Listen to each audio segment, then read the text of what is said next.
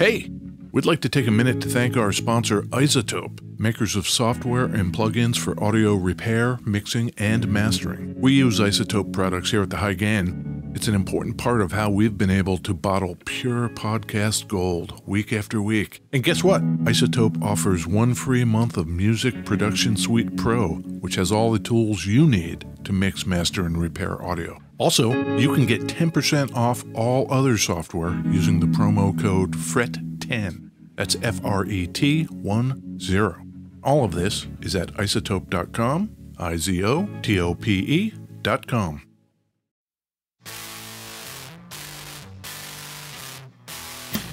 Hey, this is Ed Peterson. And this is John Kiltica. This is the High Gain Podcast, John. The High Gain Podcast is here for you. Yeah. Are we going to talk about guitars today? So many guitars. That's cool. Probably more than once a week I talk about guitars. Really? Yeah, it's pretty fun. What, like just like to yourself? You know, I find an audience wherever and chat about guitars. Hey, are you in beautiful West Seattle? I am in beautiful West Seattle, and I am again in the basement. Yep. We haven't had any leaks this year in the basement, and I'm hoping that stays that way because it's a bummer. Yeah. But the rain is coming down. The dark times are upon us. Yeah. You know, it's bad enough socially and politically and culturally, but, you know, if you're in Seattle, you get to really feel it. Super into it, John. You know that. I know all about it, Ed. Yeah. Just ask Ed. Could be anything. An idea, a notion, a physical object. Sure. Ed will say not dark enough. Yeah, absolutely. Yeah. Gray, crappy weather. Love it. That reminds me, Ed. Yeah. Guess what I got in the mail? Uh, I got the world's blackest paint. Oh, isn't that stuff super expensive? It's a little expensive, but it's really amazing. Yeah, that's the thing that looks like you can reach into a void, right? Yeah. Go on YouTube and just type in black 3.0. Yeah. Even things painted black will absorb and reflect light at different frequencies. Right. Except the world's blackest black. Doesn't some company have like a patent on it or something? Funny you should ask. The first company to come up with this called it Vanta Black, and they hold a patent on it. Yeah. But there's this artist, Anish Kapoor, and he went ahead and licensed Vanta Black for his own exclusive use in fine art. So these other cats, called Culture Hustle, who are also artists in Britain, were like, fuck that guy. Right. Let's do a Kickstarter. Right. And we'll make our own blackest black. Right. So they did that, and now buying the paint is considered an agreement that the black paint you buy from them will not fall into the hands of Anish Kapoor. For sale to anyone except Anish Kapoor. That's funny. Paint war. Hell yeah.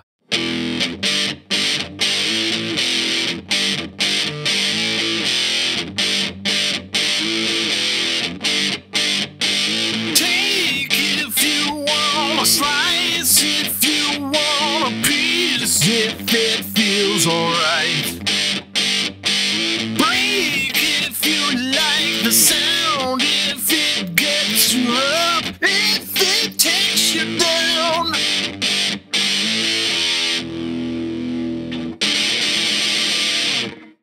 Beverages. Yeah. I'm having a lovely tea today, John. That's it. Oh, yeah? Yeah, just green tea. A nice hot green tea. Yeah. I already did my coffee. And you know what I'm doing? What? I'm just getting the actual beverage talk out of the way. Oh, so we won't forget. Exactly. I'm trying to front load the beverage talk. Okay, then. Well, I have an Ideal Protein strawberry banana shake. Oh, that sounds pretty good. Yeah. Is that like one of those, plastic bottle? Yeah. Plastic bottle shake well, and of course I have water and black coffee. Great. I think that Chris Cornell was one of the greatest rock singers, maybe of all time. I think so, too. Oh, yes. Mm-hmm. The reason I played that song Yeah. is because Kim Thale, the guitarist for Soundgarden, of course, Mm-hmm. plays the Guild S-100. So you can only imagine what I'm holding in my hand, Ed. Guild S-100? Yeah.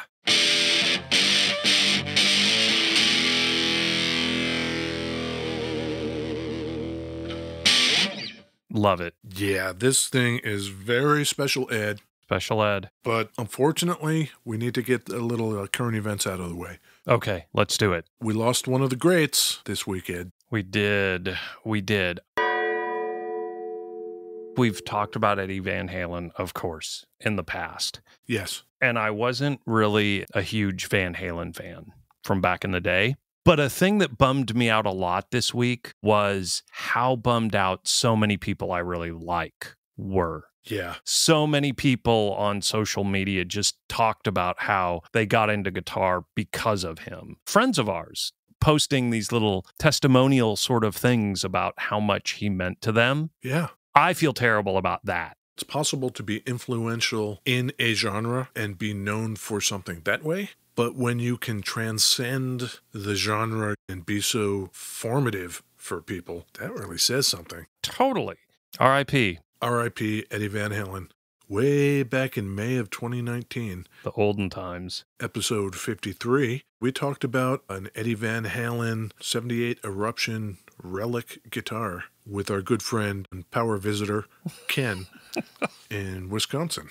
For that, I decided to see if I couldn't get my dumb fingers to learn a little Van Halen and surprise everybody. Uh-oh. Oh, yeah.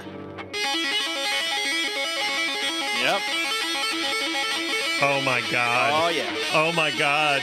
John is actually playing that. What are you doing, John? John! John! Oh, go, man. Go. Go.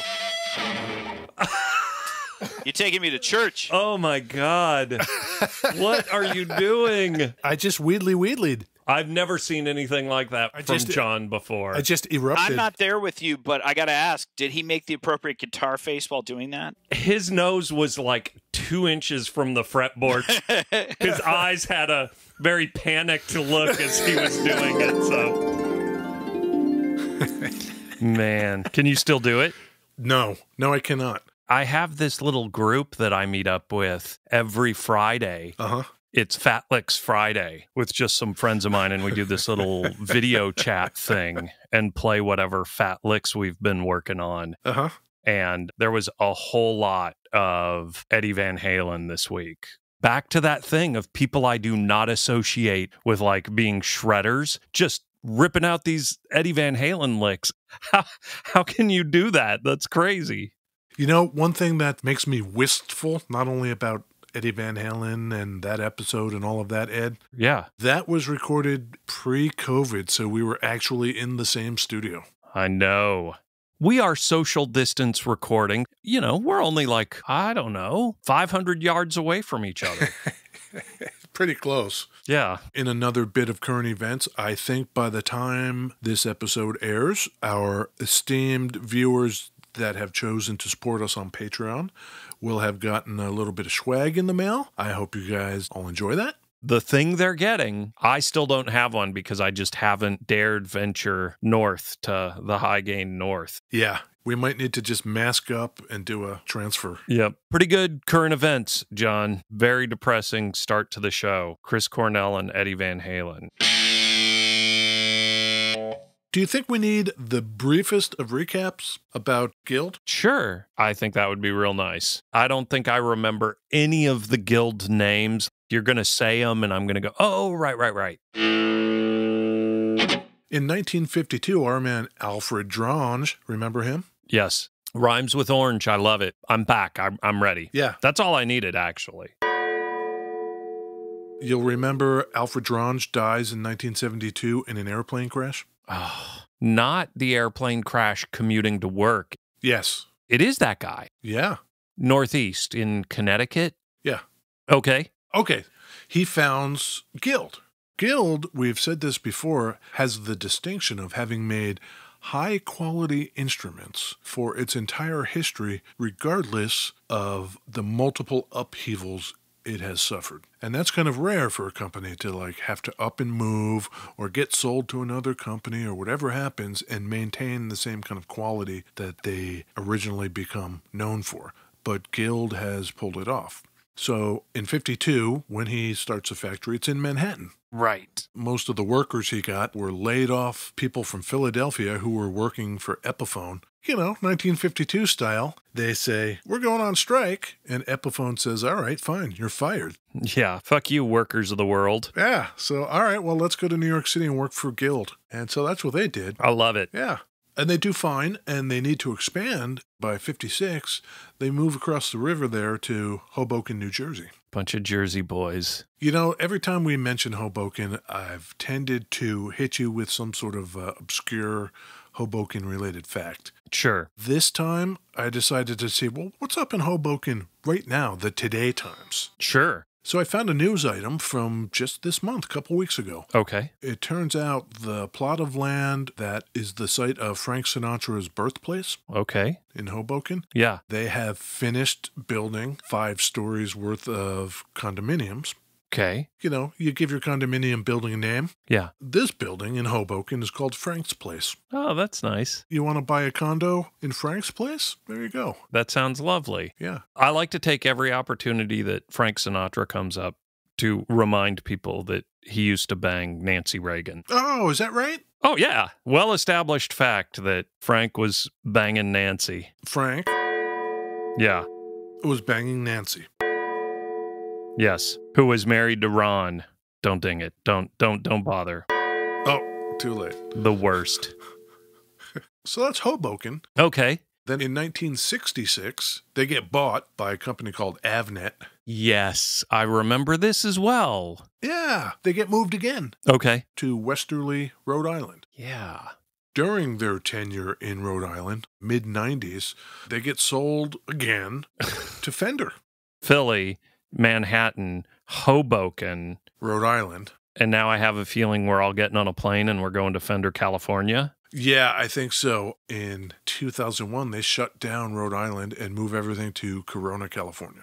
Fender, California. Now you're in Fender, California. Until 2004, when Fender acquires the Tacoma Guitar Company. Right. Which, as you might guess, is in Tacoma, Washington. I know about that place. Yeah. So they decide to do a couple things. One, they're going to cease production of all electric guitars and just become acoustic guitars only. And since they will be acoustic guitars only, let's put them down there in Tacoma, Washington with the other acoustic guitars that the Tacoma Guitar Company is making. Sure. So for a little while, Guild was in Tacoma. I think that's very cool. Until they weren't. Oh. Because then Fender buys another company, Command Music Corporation. Remember them? They are Ovation. Yeah. Helicopter tech. Exactly. Big Helicopter. Right. Right. They're in bed with Big Helicopter. Exactly. They're in Connecticut. Ugh. Now they're going to move this shit all the way back to Connecticut. Okay. Yeah, let's go. Pack it up. Yeah. How many moves is this? Let's see. Philly, Manhattan, Hoboken, Rhode Island, California, Tacoma, Connecticut. That's 7 so far. Jesus. Fender closes the Connecticut facility. They sell Guild again. Mm-hmm. Guild gets a buyer in a company called the Cordoba Music Group. They are in Santa Monica, California. Lovely. Back to California. Great. And that's where they are to this day. In Santa Monica? More specifically, the facility is in Oxnard. My guess would be the people in Santa Monica do not like you calling Oxnard Santa Monica. That would be a guess. As I read it, the Cordoba Music Group itself is in Santa Monica, and maybe the factory is in Oxnard. The dudes making the guitars, they're off in the sticks. Yeah, one of those deals. And there you go. That's kind of what Guild's been up to. Sure. We should check out that sweet Guild Santa Monica action. I'd work for Guild in Santa Monica. Oh, yeah, sorry. I got to move to Santa Monica. Bummer. Yeah, I got to do cool guitar shit in Southern California on the beach. Sorry. Yeah. All right, hit us up, Guild. Let us know what you want us to do. We're ready to pack up. Okay, this is the Guild S-100. S-100. Does the S stand for anything? Solid, Oh, sure. I believe. Okay. Guild did not, in fact, start making solid-body guitars until 1965. Okay. Before then, it was all, your fatty jazz boxes. Yeah. What I don't have is any kind of big fatty jazz guitar, and I kind of think I need one. Yeah. I've been sitting with a big book of chords and just learning all the weird ass ninths and 13ths and Half diminished, minor 7, flat 5. yeah, shit like that. Yeah. I'm not really into the jazz music so much. It's not really my thing. Well, what if I use that minor 7, flat 5 to get all funky on you? Roller coaster! Yeah. Also, not really my thing. All right. When Guild starts making solid body guitars, they start with 3 of these S models. Sure. The budget was the S50, Mm-hmm. the mid was the S-100, and the top of the line was the S-200. It's all about materials and appointments.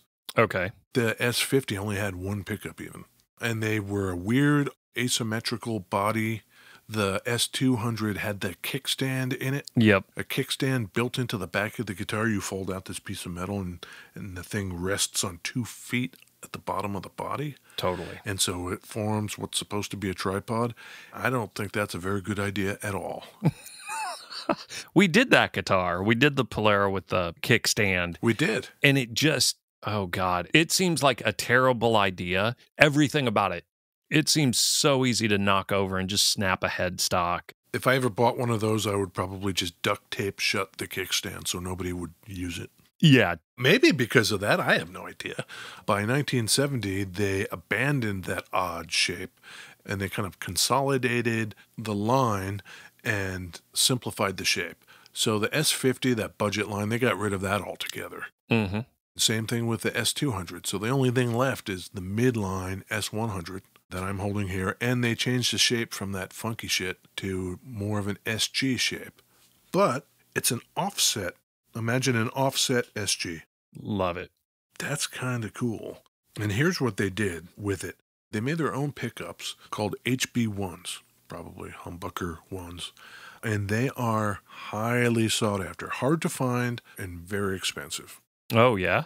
Yeah, eventually they would switch to Seymour Duncan pickups. But these first HB1s, really cool. Yeah. Kind of a warm sound, right? Love it. Let's go to the neck pickup. Sounds a lot fuller, don't you think?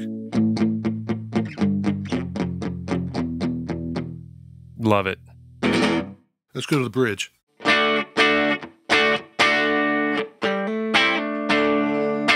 You got the tone rolled back a little bit? No, tone in the middle. You want me to just go full bridge on that bridge? Yeah. All right. Want to hear something else interesting? As long as I'm back there going bridgy. Yeah. There's a little switch on here. It's a phase switch. Sure. I'm going to put everything back in the middle and then demonstrate that phase switch for you. Yeah. I think I like it. Oh, of course. Of course you do, John. When I played the stuff in the beginning, I had our 1981 Inventions DRV pedal, Oh. and then I put just a slight amount of Death by Audio fuzz war on it. Here's what I noticed. I got the fat sound, but if you throw those pickups out of phase,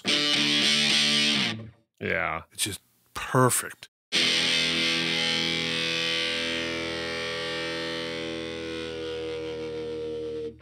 Big block inlays on this guy? Big block inlays on this thing, Ivoroid binding on the neck, Okay. Chesterfield headstock logo, standard Guild thing.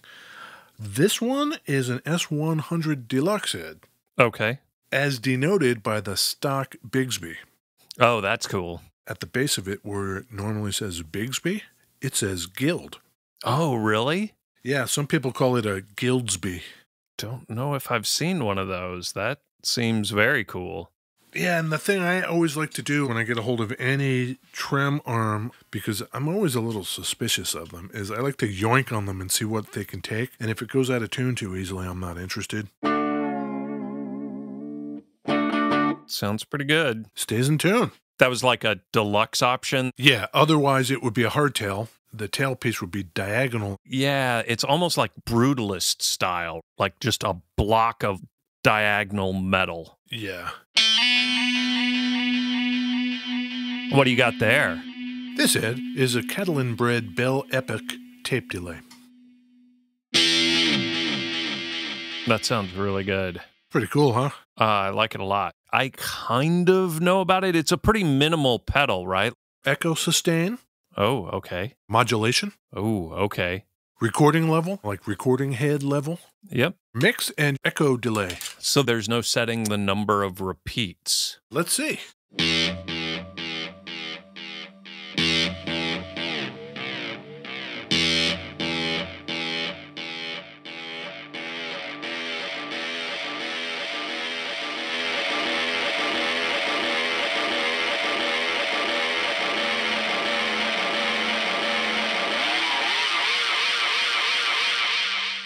That's pretty good. Yeah, it's kind of nice, huh? I like it. Give me a little of that Catalinbread with no overdrive. Just clean.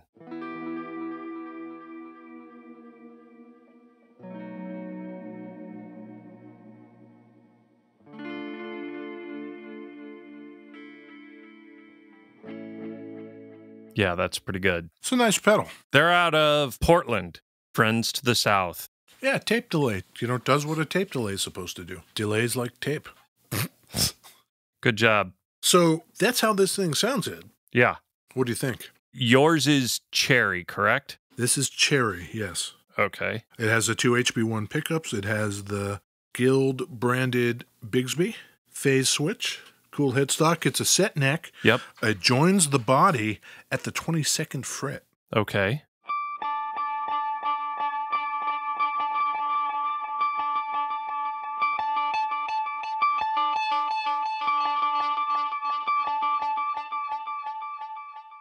That sounds great. Put on a little delay. Give me some tinkle.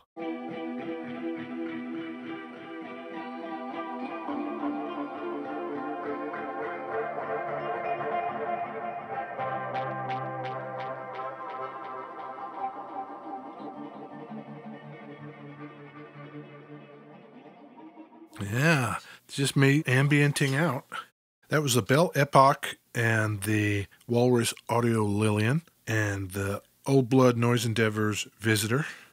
This guitar seems to hold up to different kind of playing styles and different kind of textural things you can throw on it. It doesn't get super mushy when you bring the dirt. Mm-hmm. I really like the way this thing feels, Ed. Does the S-100, did they have it in black? Yes.